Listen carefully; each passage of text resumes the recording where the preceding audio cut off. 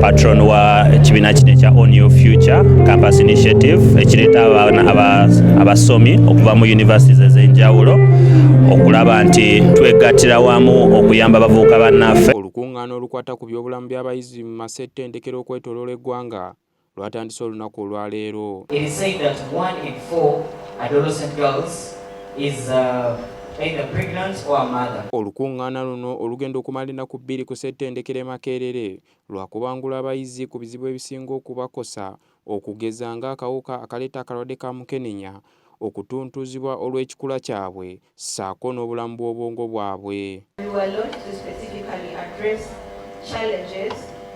health challenges that young people at the university face, and our focus is on GBV, gender-based violence, sexual and reproductive health, HIV and mental health. Bano nga baakubangulwa abasawo, abasomesa, ssaako n'abakungu okuva mu bitongole eby'enjawulo nga UNESCO, UNICEF, Ministry y'ebyenjigiriza n'ebyemizannyo, Ministry y'ebyobulamu, Uganda Cares n'ebirala bingi. Congratulations and thank you so much, His Excellency, for joining us, celebrating this day with us. May the good Lord bless you. Omukolo guno gwetabiddwamu ambasada wa Amerika mu Uganda William Pope era asabye abayizi okwetaba mu kulwanyisa ebizibu ebibasoomooza kubanga be bakulembeze b'enkya. You all have a fundamental role in this effort continuing to be successful and continuing to make it as sustainable as possible. As future leaders, it is crucial now more than ever that you be at the forefront of the innovations and the solutions that we need to be successful. The public health challenges that were outlined by our keynote speaker a few moments ago are not going away. Ono aguddewo ekibiina ki On Your Future Students Initiative nga kyakubangula abayizi ku masettendekero gano okulwanyisa ebizibu ebibasoomooza naddala ebyobulamu eby'obwongo bwabwe.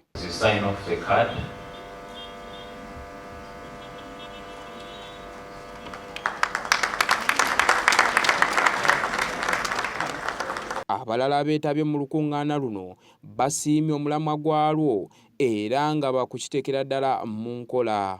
Ekibiina kino ekyokuba nti ekisooka abavubuka abali mu masomero bakikulira mu myaka 5 tusuubira nti ekisooka tujja kuba tusobodde okuteekawo ekintu kye bayita sustainability oba engumiikiriza. Mpulira bulungi kuba kati nfunye information emala naye ekyetaagisa nti abantu betudiringa nabo bo tebannafuna information emala okutandikira ku bazadde. Kye tukola kati kyakutegeeza abaana nti be balina omulamwa ate be balina ennamba esinga. Ebintu bye tukola mu bulamu bwaffe obwa bulijjo bibukakatako okuteekamu endowooza zaabwe.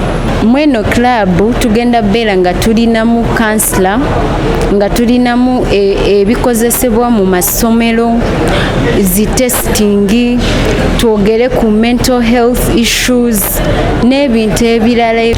Okusinziira kwa lipoota eyaweerezebwa ekitongole ki Uganda Bureau of Statistics mu mwaka gwa 2024 kiraga nti mu bannayuganda obukadde 45 n'okusoba ebitundu 73 ku buli 100 ku bo bavubuka era nga bali wakati w'emyaka 15 n'emyaka 3.